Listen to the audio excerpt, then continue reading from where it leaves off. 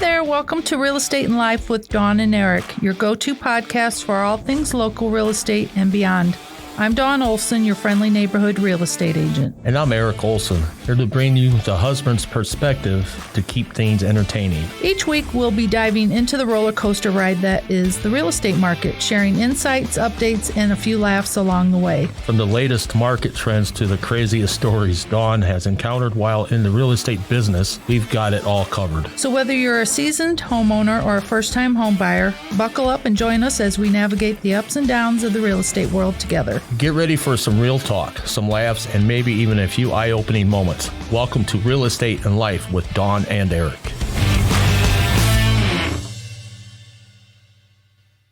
Now, in my business over the almost 19 years now, I've been burned by buyers. Yep. I know, you know. It's tough seeing that.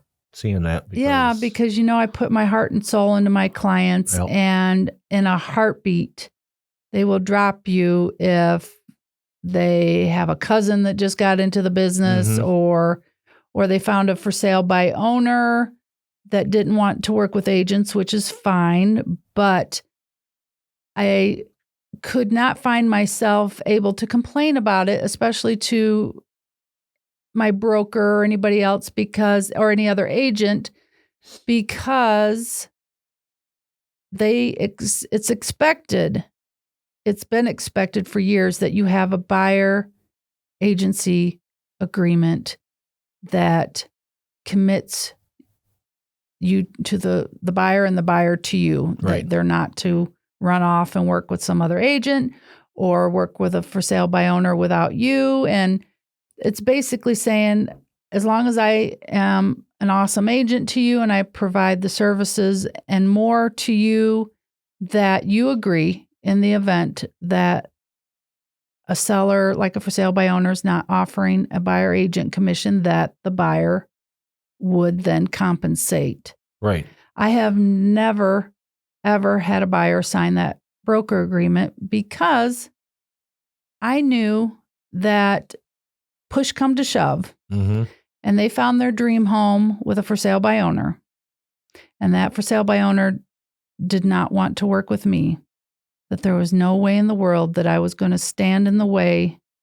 of that buyer getting the home. Right. I certainly was not going to throw a hissy fit about commission, and I certainly would never enforce that buyer agency agreement, which would essentially be taking them to court and making them pay me. And that's just not good business. That is just not good PR. And in the day of social media, my gosh, no way. Yeah. So, but here's the thing. Come July, along with the commission not being disclosed, whether or not a seller's paying a buyer agent a commission or not, it's not going to be in there. So it's going to be very difficult for a buyer's agent to know if that seller is going to compensate or not. So the other part of the lawsuit that the NAR has agreed to and other big real estate brokerages is that it's an absolute rule come July, if it's approved by the court, that buyers must, before even seeing one home, have to sign that agreement.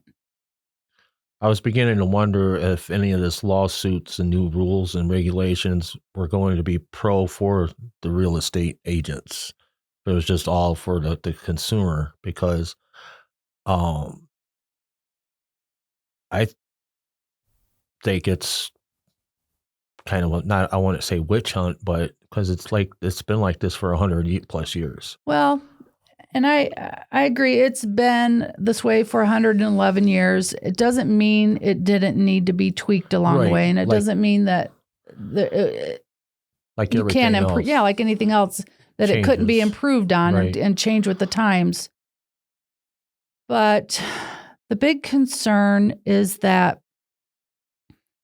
and I can't emphasize enough, that buyers should be prepared that they're going to have to make sure that you interview prospective agents, research agents ahead of time, look at their reviews, get to know look for them on their websites, get to know everything you can, and then interview them. Right. They're going to be working for you. Interview them. Like a lot of sellers have done all these years. Some will just, click with the first agent they meet, but others will interview several agents and pick the one that seems to be the right fit. Buyers are going to need to do the same because you're not going to be able to look at a home in the very near future without signing an agreement. And you don't want to sign an agreement with someone that may not be a good fit. So interview your agents ahead of time. I know you've been interviewed quite a bit, and majority of the time it's been in your favor. And sometimes and it hasn't. It's because, I have a friend that's an agent. Okay, but just recently, my wife listed a house in Tinley Park, and she was interviewed a couple times, and they decided to use my wife just because of her presence and her track record, her track record and all that, her reviews and stuff. You can get a better feel for a person interviewing them instead of just looking at their picture. So, and my wife, I know other agents are just as, as caring and are in it for their customers and take it to heart. And it's hard not to take it to heart, especially when you've been showing houses to these a group of people or a couple. Doesn't matter if it's 1 or 10 houses, and then they go off and Joe Schmo or whatever is going to sell their house instead of my wife. It's a letdown, but she is always perceived and moved forward and not. Yeah, she have a little fit. Yeah. I always say I'm gonna sulk. A little sulk for a little bit. Today, and then tomorrow I'm over it. But the other thing too is your what do they call it she does help people that don't actually pro bono help her or use her special circumstances. Yeah, don't come at me. It's not all the time, but business has come back around to her through those different ways that she's helped others. Referrals. Hey, use Dawn Olson. She helped us out, even though she wasn't our, whatever. And it comes back around. Yes, I'm a true believer that if I don't, I have like a lot of successful agents. The more successful you are, the more it costs to be in the business. Yep. That's just how it works. And so, we as agents, we're independent contractors. We do not get a salary. We do not get an hourly pay. It's strictly commission. We put a lot of our money up front and we take on a lot of risks. And if you're ever curious about what a listing agent does, which is up to, I think, like 175 different things in a transaction, and then buyers are like another 105, I believe.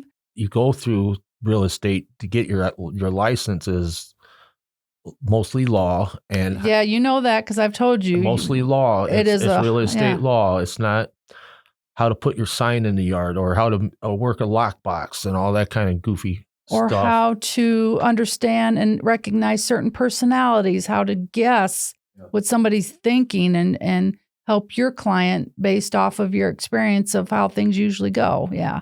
So what they learn is law. They have that license for a reason because they passed the test, just like a lawyer. 90 hours of class time. So, you can't go wrong with picking the right agent after you interview them and all that. You can't go wrong, and that person will be the agent that they should be to get you through the processes and all the different stages of buying a house all the way to closing, because stuff happens all the time. I've seen it. I've heard it. Yeah. You could be in the office in the closings trying to sign some paperwork and a monkey wrench gets thrown into it. Money trying to get wired. You better have an agent that knows how to problem solve real quick. Yeah. money not getting wired properly. The buyer accidentally bought something. The buyer forgets Big. to mention that their driver's license is expired, Yeah. and we can't close So, if they have an expired driver's license. There's so many different things, and that's probably going to be a good stories. The part of this podcast that we'll end up doing like funny real estate stories, because there's a lot of them. And that is a good segue to yesterday being in the historic Riverview. Oh yeah, visiting my friend Tammy, my friend and broker, which is absolutely beautiful right now. Everything's starting to bloom, and I took a picture yesterday. But it reminded me of a time I was showing a house in historic Riverview to Jeff and Sherry Benoit. They will remember this. We've got some fun stories. Yeah. Caleb Benoit has his new coffee shop over in Bourbonnais. Gosh, and please forgive me. And I can't think of it. Connect Roasters. Yeah. Yes. So, yes, Caleb Benoit has Connect Roasters over in Bourbonnais over there by the Dairy Queen. So Jeff and Sherry, we were in a house. They were looking at houses over in Riverview, and it was a vacant home, and it had a spiral staircase going upstairs. And as I was starting to make my way, because I always kind of go first. I'm always, down the basement first. If I'm going to come in contact with anybody or anything, I'm the first line of defense there. So sure enough, I start making my way up the spiral stairs, and a squirrel decides that it's going to come running from upstairs and run down the stairs while I'm coming up the stairs. And of course, I screech and nearly trample Jeff and Sherry, who were not far behind me, and we're all screaming and running. And it's still a funny story to this day. But yeah, I've encountered, agents have encountered so many different things, and I'll kind of share that, things that I think of as we go along in the episodes. But yeah, that reminded me yesterday when I was in Riverview, that house that had the squirrel. I know there's some other ones down there in that area too. I remember, I don't think you're in real estate yet, but you used to have to look through houses for stuff, and you found some bats in the attic or something. And oh yeah, there's been bats. Bats in the attic, just crazy stuff. Raccoons. Yeah. You just never know. There was a house in Mantino that was abandoned. Oh, is that the one with the ferret? Somebody left their pet ferret behind. Yeah.